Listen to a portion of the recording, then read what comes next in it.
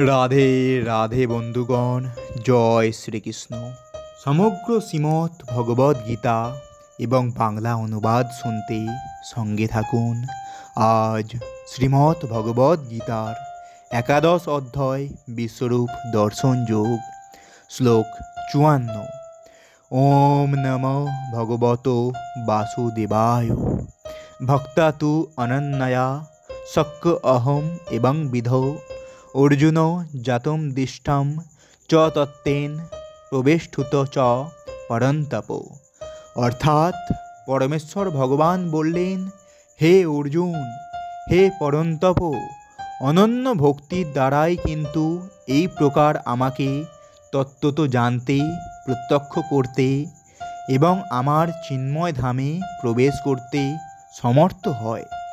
এর তাৎপর্য, অনন্য ভক্তির মাধ্যমেই কেবল শ্রীকৃষ্ণকে জানতে পারা যায়।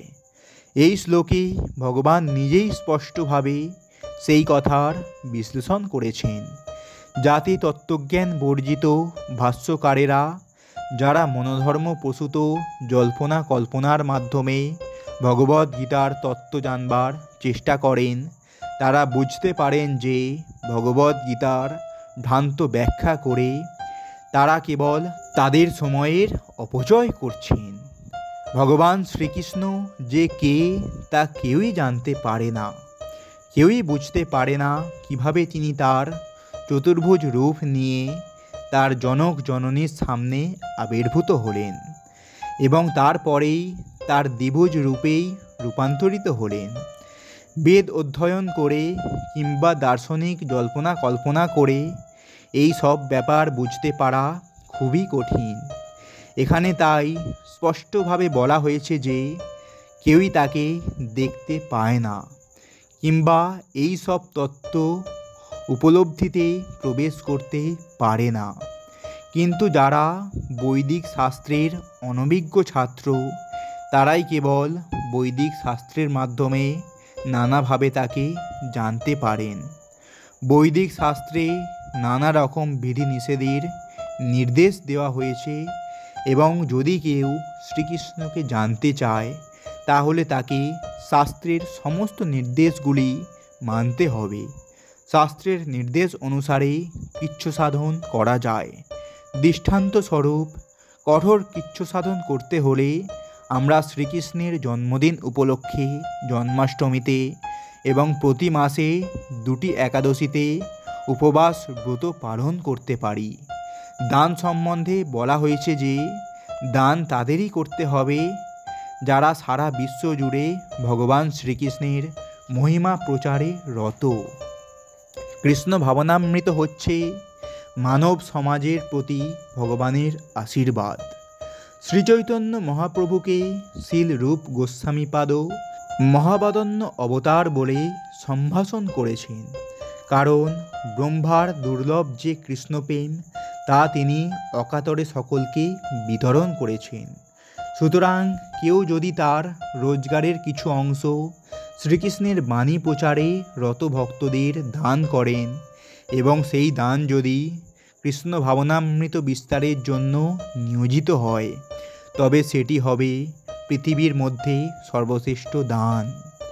আর কেউ যদি মন্দিরের বিধিবিধান অনুযায়ী আরাধনা করেন, ভারতবর্ষের মন্দিরগুলিতে সাধারণত শ্রীবিষ্ণু বা শ্রীকৃষ্ণের বিগ্রহ বিরাজ করে, তাহলে পরমেশ্বর ভগবানকে পূজা ও সম্মান নিবেদন করার দ্বারা উন্নতি সাধনের এটি একটি বিরাট সুযোগ। কনিষ্ঠ অধিকারী অর্থাৎ ভক্তি মার্গে যারা নবীন, তাদের পক্ষে মন্দিরে ভগবানের শ্রীবিগ্রহের পূজা অর্চনা করা আবশ্যক। বৈদিক শাস্ত্রে শ্বেতাশ্বর উপনিষদে সেই কথা বলা হয়েছে। ভগবানের প্রতি যিনি অপ্রতিহতা ভক্তিসম্পন্ন এবং ভগবানের প্রতি সেই রকম গুরুদেবের প্রতিও সেই রকম ভক্তিসম্পন্ন, তিনি পরম পুরুষোত্তম ভগবানকে দর্শন করতে পারেন। কেবলমাত্র মানসিক জল্পনা কল্পনার মাধ্যমে শ্রীকৃষ্ণকে বোঝা যায় না। যে সদ্গুরুর তত্ত্বাবধানে ভগবত ভক্তির শিক্ষা লাভ করেনি, তার পক্ষে শ্রীকৃষ্ণ সম্বন্ধে জানা অসম্ভব। এখানে তু শব্দটি বিশেষভাবে ব্যবহার করে ইঙ্গিত করা হয়েছে যে শ্রীকৃষ্ণকে উপলব্ধি করার ক্ষেত্রে অন্য কোনো পন্থা ব্যবহার করা যাবে না, অনুমোদন করতে পারা যাবে না কিংবা সফল হবে না। শ্রীকৃষ্ণের সবিশেষ দ্বিভুজ ও চতুর্ভুজ রূপ অর্জুনকে প্রদর্শিত বিশ্বরূপ থেকে সম্পূর্ণরূপে ভিন্ন। চতুর্ভুজধারী নারায়ণ রূপ এবং দ্বিভুজধারী শ্রীকৃষ্ণ রূপ হচ্ছেন নিত্য ও অপ্রাকৃত, কিন্তু অর্জুনকে যে বিশ্বরূপ দেখানো হয়েছিল তা হচ্ছে অনিত্য। সুদূরদর্শন শব্দটির অর্থ দর্শন করা অত্যন্ত দুষ্কর, অর্থাৎ তার সেই বিশ্বরূপ কেউই দর্শন করেননি।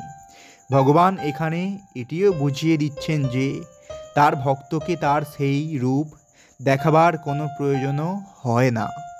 অর্জুনের অনুরোধে ভগবান শ্রীকৃষ্ণ সেই রূপ দেখিয়েছিলেন, যাতে ভবিষ্যতে কেউ যদি ভগবানের অবতার বলে নিজেকে প্রতিপন্ন করতে চান, তাহলে তিনি সত্যি সত্যি ভগবানের অবতার কিনা তা জানবার জন্য মানুষ তাকে তার বিশ্বরূপ দেখানোর কথা বলতে পারে।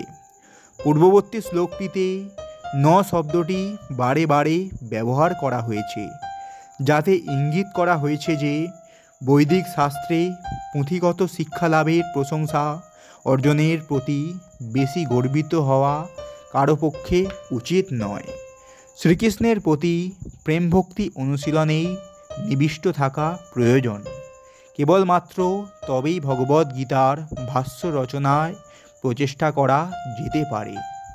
শ্রীকৃষ্ণ তার বিশ্বরূপ থেকে চতুর্ভুজ নারায়ণ রূপে রূপান্তরিত হলেন এবং তারপরে তার প্রকৃত স্বরূপ দ্বিভুজ শ্যামসুন্দরে রূপান্তরিত হলেন।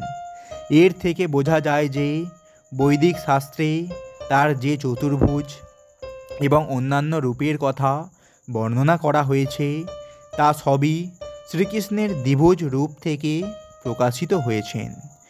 দ্বিভুজ শ্যামসুন্দর মুরলীধর শ্রীকৃষ্ণই হচ্ছেন সব কিছুর উৎস।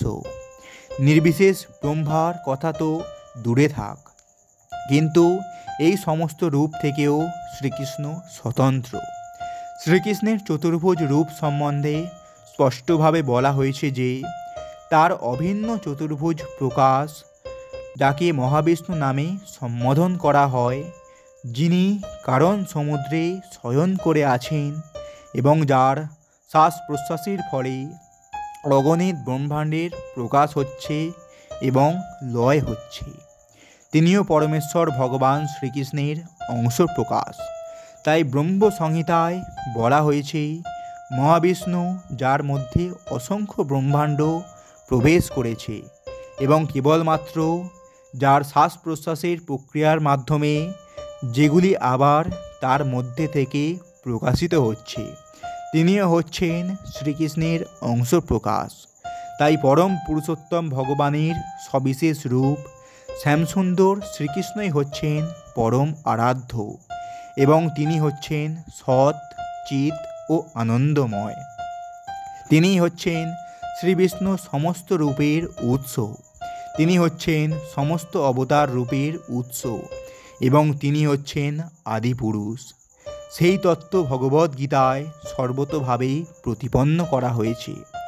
বৈদিক শাস্ত্রে গোপালতাপনী উপনিষদে উল্লেখ আছে, আমি শ্রীকৃষ্ণের প্রতি আমার সশস্ত্র প্রণতি জ্ঞাপন করছি, যার অপ্রাকৃত রূপ হচ্ছে সৎ, চিৎ ও আনন্দময়। আমি তাকে শ্রদ্ধা জ্ঞাপন করছি, কারণ তাকে জানার অর্থ সমগ্র বেদকে জানা এবং সেই কারণেই তিনি হচ্ছেন পরম গুরু। তারপরে বলা হয়েছে, কৃষ্ণ বৈ পরমং দৈবতম, শ্রীকৃষ্ণ হচ্ছেন পরম পুরুষোত্তম ভগবান।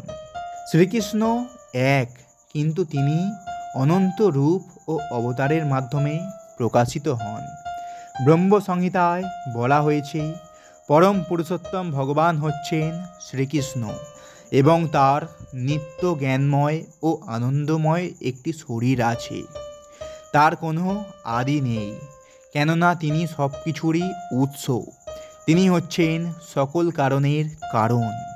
অন্যত্র বলা হয়েছে, যত্রাবীর্তনাং কৃষ্ণদক্ষ পরম ব্রহ্ম নরাকৃতি।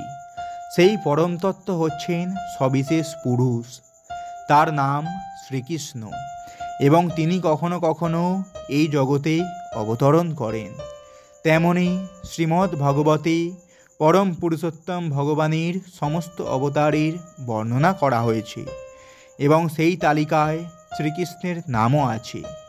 কিন্তু তারপর সেখানে বলা হয়েছে যে এই শ্রীকৃষ্ণ ভগবানের অবতার নন, তিনি হচ্ছেন স্বয়ং পরম পুরুষোত্তম ভগবান। তেমনি ভগবদ্গীতায় ভগবান বলেছেন, আমার পুরুষোত্তম ভগবান শ্রীকৃষ্ণ রূপের থেকে উত্তম আর কিছুই নেই। ভগবদ্গীতায় তিনি আরও বলেছেন, সমস্ত দেবতাদের আদি উৎস হচ্ছি আমি। ভগবান শ্রীকৃষ্ণের কাছ থেকে ভগবত তত্ত্ব অবগত হওয়ার ফলে অর্জুনও সেই সম্বন্ধে বলেছেন, পরমং ব্রহ্ম পরমং ধাম পবিত্রম পরমং ভবান। এখনও আমি সম্পূর্ণভাবে বুঝতে পেরেছি যে তুমি হচ্ছ পরম পুরুষোত্তম ভগবান, পরম তত্ত্ব, এবং তুমি হচ্ছ সকলের পরম আশ্রয়। তাই শ্রীকৃষ্ণ অর্জুনকে যে বিশ্বরূপ দেখিয়েছিলেন তা ভগবানের আদি স্বরূপ নয়। তার আদি স্বরূপে তিনি হচ্ছেন শ্রীকৃষ্ণ। সহস্র সহস্র হস্ত ও পদবিশিষ্ট তার যে বিশ্বরূপ তা কেবল তাদেরকেই আকৃষ্ট করার জন্য যাদের ভগবানের প্রতি প্রেম ভক্তি নেই। এটি ভগবানের আদি স্বরূপ নয়। যারা ভগবানের শুদ্ধ ভক্ত, যারা ভগবানের সঙ্গে অপ্রাকৃত রসে প্রেম ভক্তিতে যুক্ত, বিশ্বরূপ তাদের আকৃষ্ট করে না। শ্রীকৃষ্ণ স্বরূপে ভগবান তার ভক্তদের সঙ্গে অপ্রাকৃত প্রেম বিনিময় করেন। তাই অর্জুন, যিনি সখ্য রসে শ্রীকৃষ্ণের সঙ্গে অত্যন্ত অন্তরঙ্গভাবে যুক্ত ছিলেন, তার কাছে এই বিশ্বরূপের প্রকাশ মোটেই আনন্দদায়ক ছিল না, বরং তা ভয়ঙ্কর হয়ে উঠেছিল। অর্জুন, যিনি হচ্ছেন ভগবানের নিত্য সহচর, অবশ্যই দিব্য দৃষ্টিসম্পন্ন ছিলেন। তিনি কোনো সাধারণ মানুষ ছিলেন না, তাই তিনি বিশ্বরূপের দ্বারা আকৃষ্ট হননি।